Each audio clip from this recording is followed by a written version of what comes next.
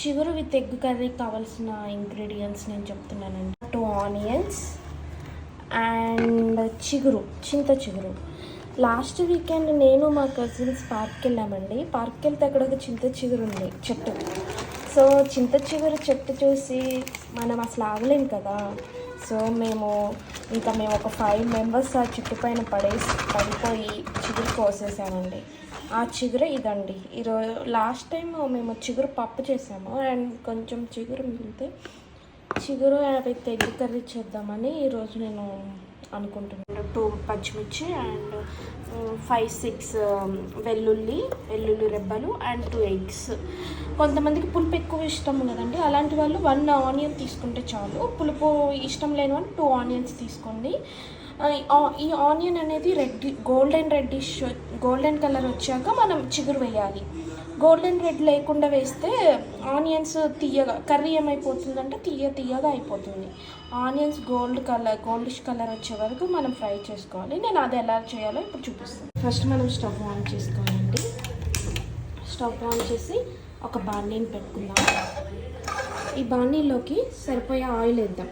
ఈ బాణీల్లోకి మనకి కర్రీకి సరిపడేంత ఆయిల్ వేసుకున్నాము. 2-3 టేబుల్ స్పూన్స్ ఆయిల్ వేసుకోండి. అండ్ నెక్స్ట్ ఇది కొంచెం హీట్ అయ్యాక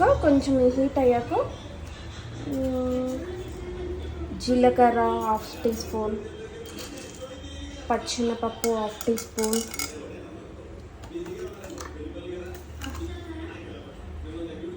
ఆవాలు 1/2 టీ స్పూన్ వేసుకోండి.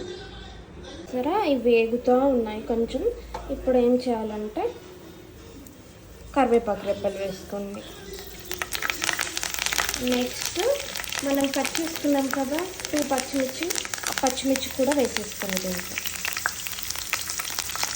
పచ్చిమిర్చి మనం ఏమేమి వేసాం దీంట్లో జీలకర్ర, పచ్చెనపప్పు, ఆవాలు, కరివేపాకు అండ్ పచ్చిమిర్చి వేసాం. ఇది కొంచెం వేగాక మనం ఆనియన్స్ వేసుకున్నాం. ఇప్పుడు మనం దీనిలోకి ఇందాక కట్ చేసి పెట్టుకున్నాం కదా ఆనియన్స్ వేసేసుకున్నాం. 2 ఆనియన్స్ కట్ చేసుకున్నాం కదా, ఆ 2 ఆనియన్స్ దీంట్లో వేసేసుకున్నాం.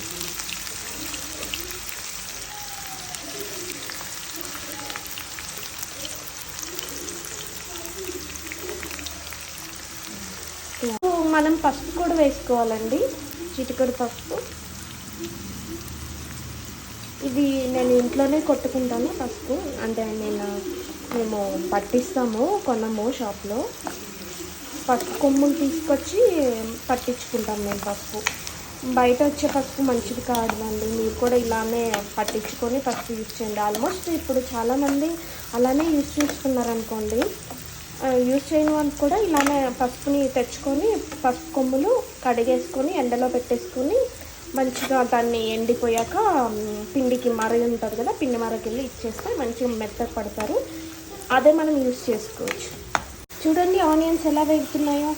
ఇప్పుడు కొంచెం మనం అంటే అడుగంటకుండా కొంచెం మనం సాల్ట్ వేసుకున్నాం. అంటే ఎవరికి రుచికి సరిపోయినంత సాల్ట్ వేసుకోవాలండి. నేనైతే కొంచెం ఎక్కువే తింటాను, బట్ సాల్ట్ ఎక్కువ తినకూడదు, హెల్త్కి ప్రాబ్లం కదా. సో తగ్గించండి. నేను ఇప్పుడు కొంచెం తగ్గిస్తున్నాను సాల్ట్, ఎందుకంటే హెల్త్ ప్రాబ్లమ్స్ వస్తున్నాయి కదా. మనం ఎంత సాల్ట్ తగ్గిస్తే అంత మనకి మంచిది హెల్త్కి. ఇప్పుడు మనం కొంచెం చూడండి, మన ఆనియన్స్ అనేది గోల్డిష్ కలర్లోకి వచ్చాయి. చూసారా, గోల్డిష్ కలర్లోకి వచ్చాయి.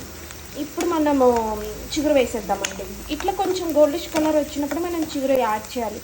లేకపోతే అప్పుడు ఏమవుతుందంటే అండి తీయ అయిపోద్ది. ఈ కర్రీ అనే కాదు, ఏ కర్రీ అయినా కూడా మనం ఆనియన్స్ గోల్డిష్ కలర్ వచ్చే వరకు ఉండాలి, ఎందుకంటే మనకి తీపి వస్తుంది.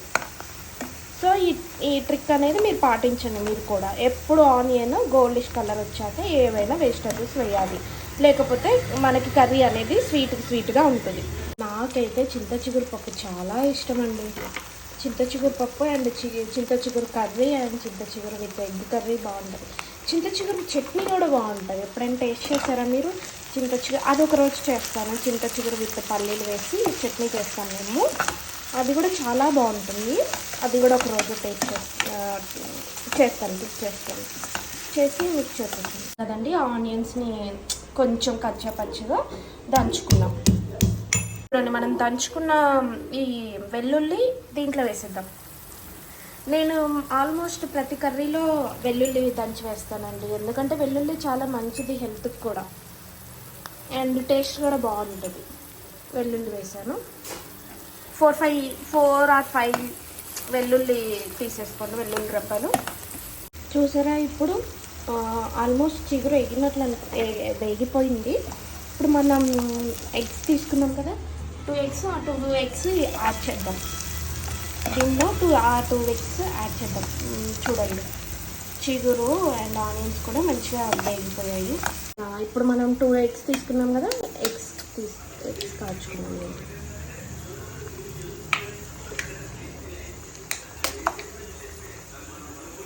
2 ఎగ్స్ తీసేసి మొత్తం ఇలా అనకండి, అంటే అలా ఒకటేసారి తిప్పితే ఇది మనకి మంచిగా రాదనమాట. ఇలా పెట్టేసుకోండి, ఆమ్లెట్ టైప్లో మంచిగా అవుతుంది.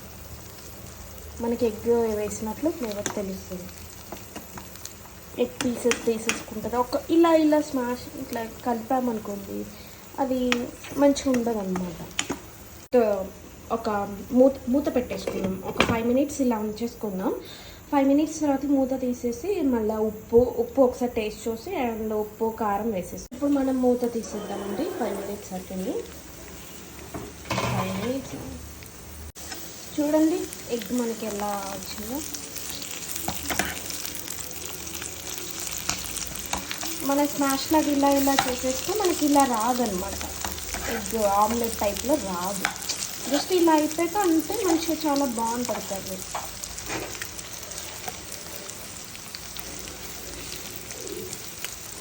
చూసారా, కర్రీ ఆల్మోస్ట్ అయిపోయిందండి. ఉప్పు కారం మనం చూసి వేసుకోవాలండి, మన రుచికి తగ్గట్లు. మనం ఇందాక కొంచెం ఉప్పు వేసాం కదా, ఇంకొంచెం ఉప్పు వేసేసి లైట్ కారం వేద్దాం. కొత్తగా వంట చేసే వాళ్ళకి ఉప్పు ఎంత వేయాలి, కారం ఎంత వేయాలో పాప ఐడియా ఉండదు కొత్త వాళ్ళకి. సో అలాంటి వాళ్ళు ఏం చేస్తారంటే ఫస్ట్ కొంచెం స్పూన్లో ఒక 1/2 స్పూన్ వేసేసుకోండి ఉప్పు కారం. ఆ తర్వాత టేస్ట్ చూడండి. మనకి ఎప్పుడైనా ఉప్పు కారం క్వాంటిటీ బట్టి వేసుకోవాలండి. నేను ఇలా చెప్పానని మీరు ఇలా వేసుకోకూడదు. మీరు తీసుకునే చిగురు, ఆనియన్స్, ఎగ్స్ ఎక్కువ ఉందనుకోండి, 1/2 స్పూను సరిపోదన్నమాట. క్వాంటిటీ తగ్గట్టు మనము ఉప్పు కారం వేసుకోవాలి, అది మర్చిపోకండి. చూసుకొని వేసుకోండి, ఎందుకైనా బెటర్. ఇప్పుడు ఒకసారి మనం చేస్తాం కదా, చేశాక జస్ట్ చూసి ఉప్పు కారం సరిపోతే వేసేసుకోండి. ఎగ్ అనేది మనకి ఫ్రై అవ్వాలండి. చూడండి, ఫ్రై అవ్వకముందే మనం తీసేస్తే ఏమవుతుందంటే ఎగ్ అనేది నీసు స్మెల్, అదొక స్మెల్ లాగా వస్తుంది. మన ఎగ్ కర్రీ చేసేటప్పుడైనా కూడా ఎగ్ కొంచెం ఫ్రై అవ్వాలి. ఫ్రై అయ్యాకే మనం ఆఫ్ చేయాలి, అంటే ఉప్పు కారం వేసాక స్టవ్ ఆఫ్ చేసుకోవాలి. చూసారండి, ఎగ్ అండ్ చిగురు కర్రీ. చాలామందికి చిగురు పులుపు బాగా ఇష్టం కదా, అలాంటి వల్ల చిగురు ఎక్కువ క్వాంటిటీ తీసుకోండి. కొంతమందికి చిగురు ఎక్కువ అంటే మీరు పులుపు ఎక్కువ ఇష్టపడని వాళ్ళు చిగురు కొంచెం తీసేసుకొని ఇలా చేసేసుకోండి. ఇప్పుడు మనము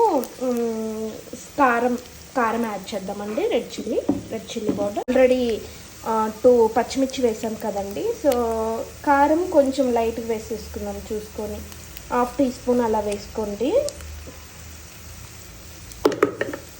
ఉప్పు కూడా టేస్ట్ చూసానండి, కొంచెం సరిపోలేదు. సో అందుకే నేను కొంచెం సాల్ట్ కూడా యాడ్ చేస్తున్నాను.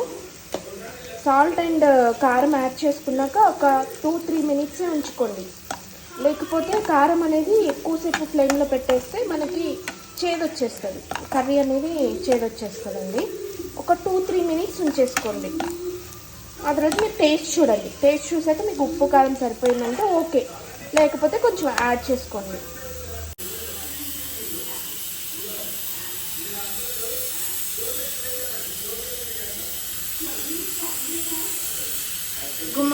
చూడండి, గుమ్మలాడే చిగురు ఎగ్ కర్రీ రెడీ అయిపోయింది. ఇప్పుడు మన చింత చిగురు విత్ ఎగ్ కర్రీ రెడీ అయిపోయిందండి. ఇప్పుడు వేడి అన్నంలో